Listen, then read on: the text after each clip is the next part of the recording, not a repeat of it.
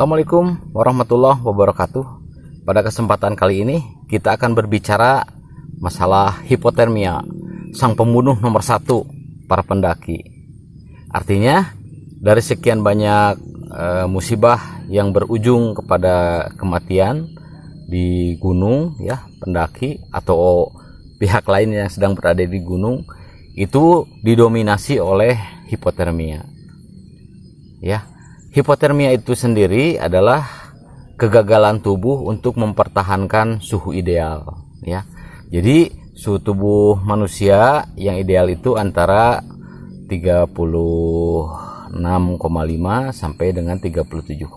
Nah, pada ring suhu tersebut tubuh bisa dikatakan dalam keadaan ideal.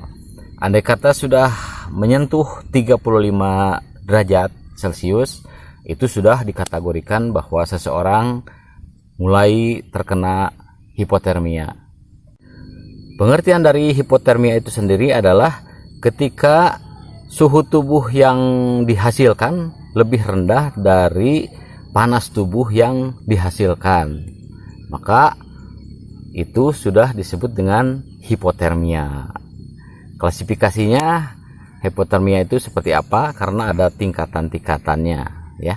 Hipotermia klasifikasi yang pertama adalah hipotermia ringan, di mana suhu tubuh berkisar antara 32 derajat Celcius sampai dengan 35 derajat Celcius. Nah, pada keadaan suhu tubuh ini seseorang badannya akan menggigil namun masih dalam keadaan sadar. Hal ini lebih mudah di dalam penanganannya. Yang kedua adalah hipotermia sedang, di mana suhu tubuh berkisar antara 28 derajat Celcius sampai dengan 32 derajat Celcius. Orang yang berada pada ring suhu tubuh tersebut di atas akan terlihat gejalanya mengantuk, namun masih sadar, ya. Ngantuknya itu ngantuk berat, ya. Namun ketika kita diajak komunikasi itu masih nyambung, ya. Kemudian tidak menggigil. Nah, itu salah satu tanda vitalnya, ya. Dia itu dingin tapi tidak menggigil. Padahal menggigil adalah reaksi tubuh yang bisa menghasilkan panas. Namun karena kondisi cuacanya sudah mulai ekstrim, ya, 28 derajat Celcius itu orang sudah tidak menggigil, namun dia dalam keadaan kedinginan. Nah, itu harus segera diantisipasi. Kategori berikutnya adalah hipotermia berat, yang mana suhu tubuh berkisar antara 20 derajat sampai dengan 28 derajat Celcius. Nah, pada kondisi ini si penderita itu sudah kehilangan kesadaran dan tidak menunjukkan gejala badannya menggigil. Nah, ini betul-betul sudah penanganannya itu harus serius, cepat, dan tepat. Kategori berikutnya adalah hipotermia yang bersifatnya fatal, di mana suhu tubuh penderita berada pada 20 derajat Celcius. Nah, pada kondisi ini si penderita sudah kehilangan kesadaran, kehilangan tanda-tanda vital. Artinya selangkah lagi bisa off. Gejala-gejala yang bisa ditimbulkan oleh hipotermia dari mulai yang ringan sampai yang fatal itu ada beberapa tanda-tanda yang bisa kita kenali. Yang pertama adalah rasa dingin, kemudian kulit penderita terlihat pucat dan kalau disentuh itu sangat dingin, kemudian mulai mati rasa, ya. Berlanjut lagi dengan menggigil yang hebat. Itu kalau orang terkena hipotermia tapi masih bisa menggigil, harapannya untuk bisa diselamatkan masih besar. Kemudian selanjutnya akibat dari hipotermia itu adalah berhalusinasi. Nah, ini ketika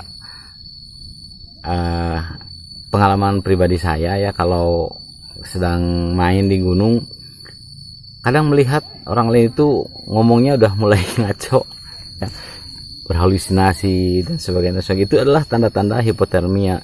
Jadi jangan dikaitkan dulu dengan hal-hal yang bukan-bukan, kerasukan, sambat, jangan dulu. Itu memang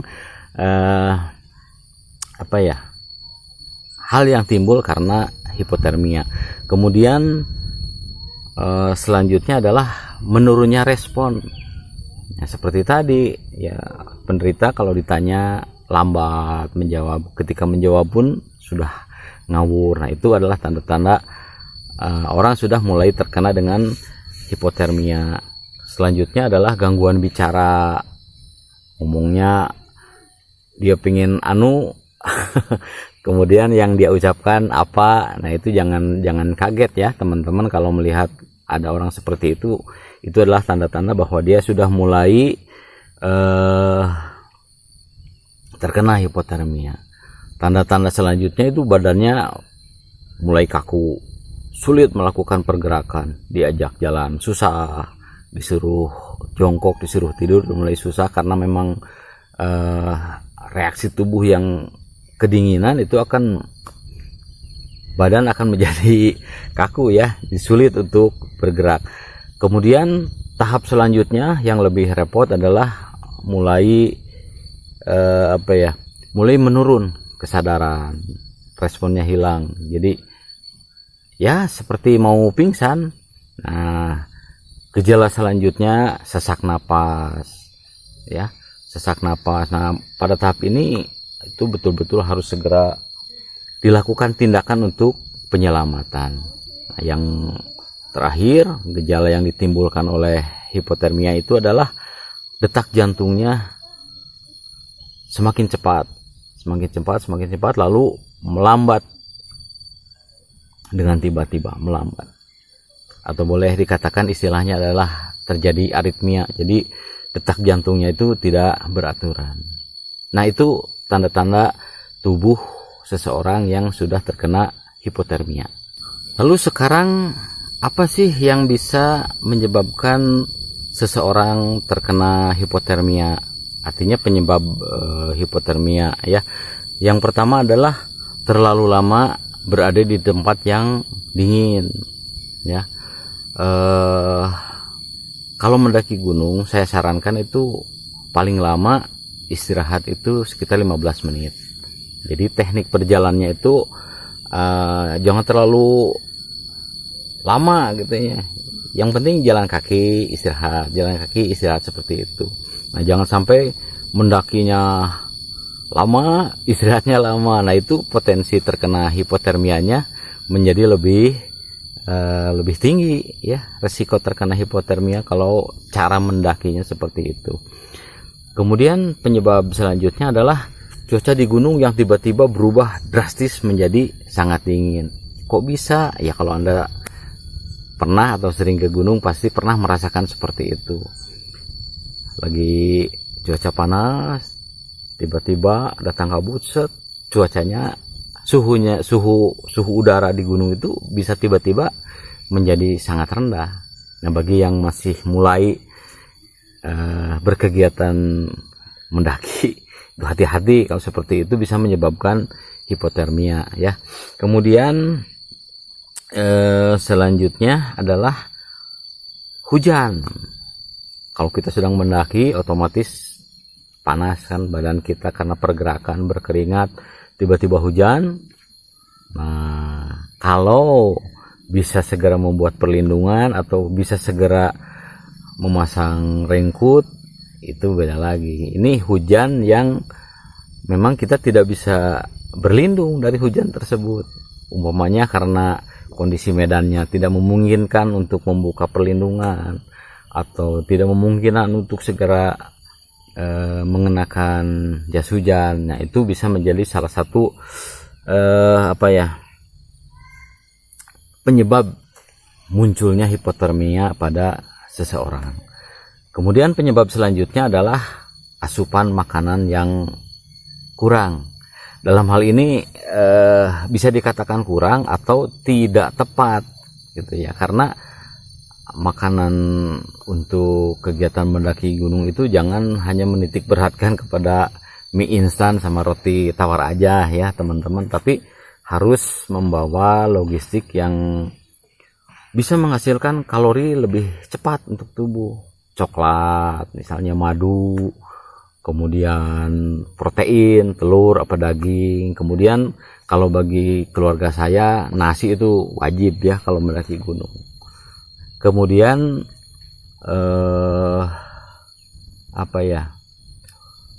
kopi, gula itu juga bisa membantu menghasilkan kalori lebih cepat. Kemudian penyebab selanjutnya adalah salah kostum. Nah, ini ya, salah kostum. Jadi ketika ke gunung itu bawa pakaian yang sesuai untuk kegiatan mendaki ya. Kalau sekarang itu kan berdasarkan pengalaman, berdasarkan penelitian, produk-produknya memang disesuaikan untuk kegiatan mendaki gunung. Jadi cobalah untuk menggunakan produk-produk yang dirancang khusus untuk kegiatan mendaki gunung. Agak mahal dikit nggak apa-apa, yang penting keselamatan kita lebih terjamin kan, daripada kita mengutamakan gaya ya dari passion tapi beresiko tinggi terkena hipotermia. Janganlah, lebih baik kita membawa pakaian yang memang dirancang khusus untuk mendaki gunung. Kemudian selanjutnya penyebab dari hipotermia itu sendiri adalah salah manajemen ya. Jadi persiapan untuk pendakiannya tidak maksimal. Nah, ini perlu proses pembelajaran yang lumayan. Jadi untuk teman-teman yang masih dalam proses belajar, baru mulai menyukai kegiatan mendaki gunung, banyaklah belajar, banyak bertanya, konsultasi kepada orang yang memang sudah lebih sering melakukan pendakian. Bila terlanjur ada teman kita atau orang lain yang dekat dengan kita atau diri kita sendiri yang terkena hipotermia, ada beberapa langkah penanganan yang tepat. Yang pertama adalah andaikan korbannya itu orang lain ya, segera bawa ke tempat yang lebih hangat. Bila ada, bawa masuk ke dalam tenda. Itu penanganan pertama ya. Umumnya kalau kita sedang istirahat atau kita sedang berjalan, kemudian tiba-tiba ada orang lain yang menunjukkan gejala hipotermia, berhenti segera di situ. Buat, kalau memungkinkan, dirikan tenda ya. Kalau tidak, segera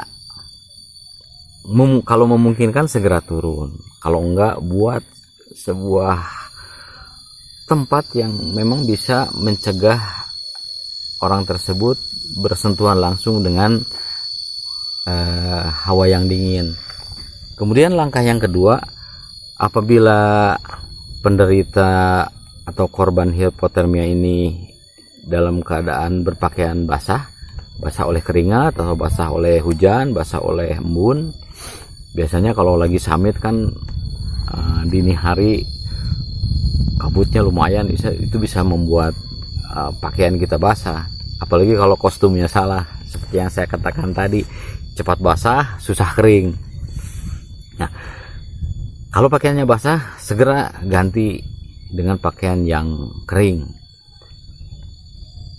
Semuanya ya, baju, celana, daleman, kaos kaki, semua harus diganti dengan pakaian yang kering. Kemudian setelah diganti dengan pakaian yang kering, pakaikan dia jaket, pakaikan dia selimut atau sleeping bag.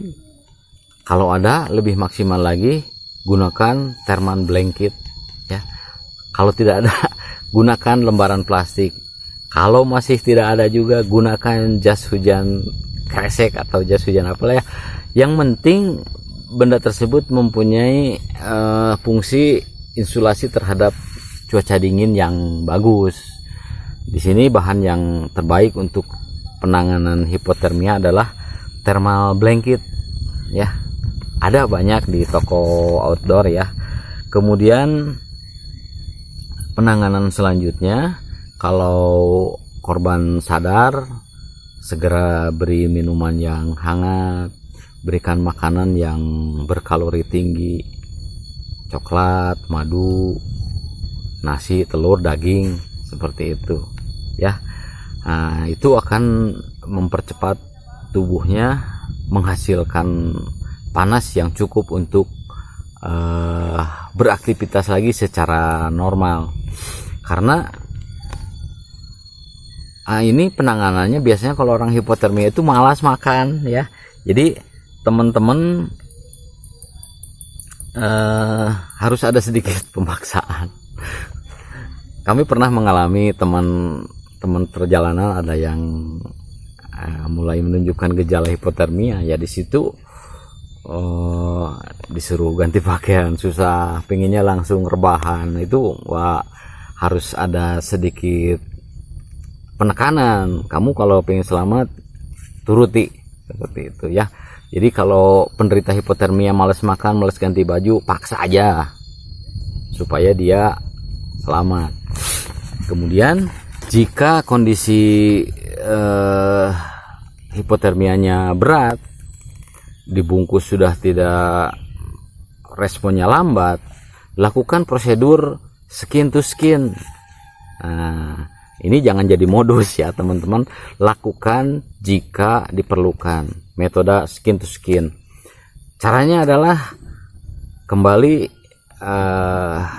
si penderita itu dibuka bajunya, biarkan dia tanpa busana, kemudian cari seseorang yang sehat, sama dibuka juga bajunya, kemudian dipeluk, dibungkus dengan insulator yang baik, sleeping bag, apa jaket bulu angsa, atau dengan thermal blanket, atau dibungkus dengan plastik.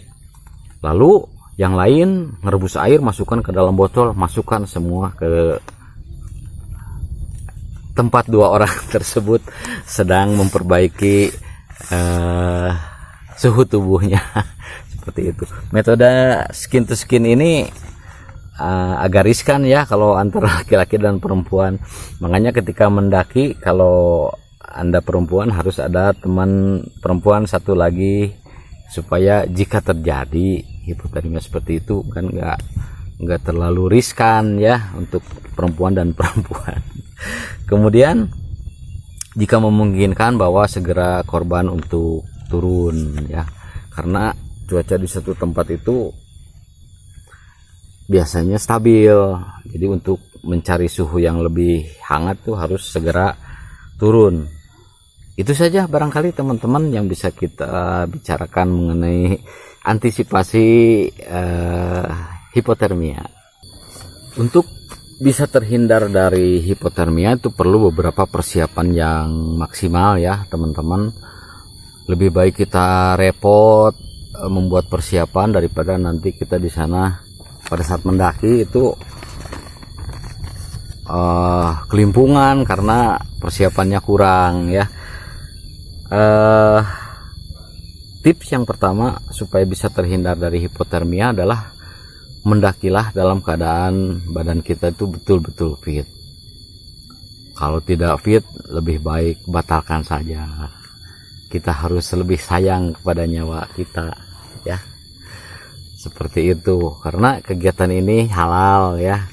Tapi kalau sampai mengancam keselamatan Anda karena kecerobohan Anda, statusnya bisa jadi haram. Karena tidak boleh kita dolim terhadap diri sendiri. Jadi kalau mendaki itu betul-betul harus dalam keadaan sehat.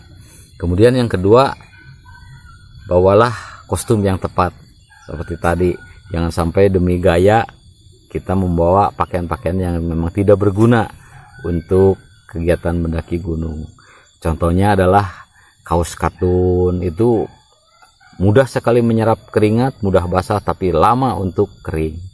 Kemudian celana jeans memang keren ya kelihatannya, tapi ya saya sarankan supaya kita terhindar dari hal-hal yang cukup fatal. Jin itu berat ya, berat. Kalau basah itu lama keringnya dan berat. Lebih baik cari bahan yang quick dry gitu ya, seperti itu. Karena faktor pakaian basah itu lebih mendominasi sebagai pemicu terjadinya hipotermia. Langkah selanjutnya adalah bawa makanan yang tepat. Kalau saya pikir sih nggak usah repot-repot bawa buah sayur, jangan ya. Kalau mendaki gunung itu harus diprioritaskan makanan yang bisa menghasilkan kalori yang cepat untuk tubuh ya. Protein, telur, daging. Kalau saya nasi itu harus ada. Mie dan roti itu buatlah sebagai selingan aja ya. Jangan hanya mengandalkan mie untuk logistik sebuah pendakian. Kemudian istirahat yang cukup.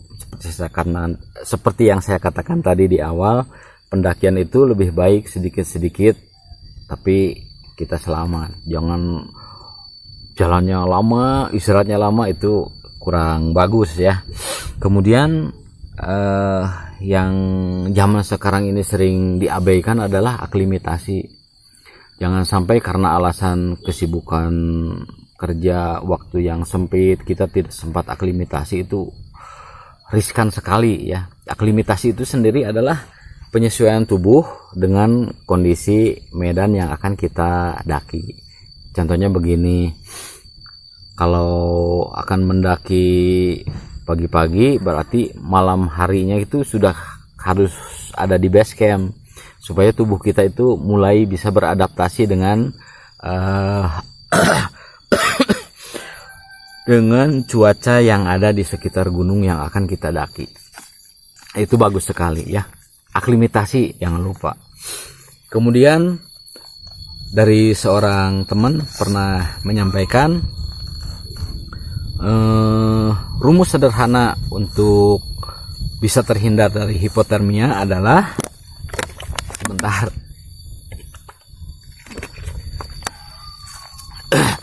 rumusnya adalah kering dan hangat. Kering adalah tertuju kepada kostum, pakaian.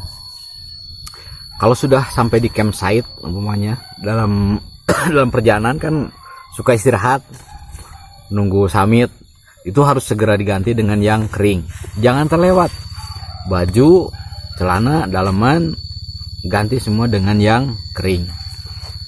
Hangat, jaga suhu tubuh kita selalu hangat dengan memakan makanan yang memiliki kalori yang tinggi ya. Kemudian tips selanjutnya adalah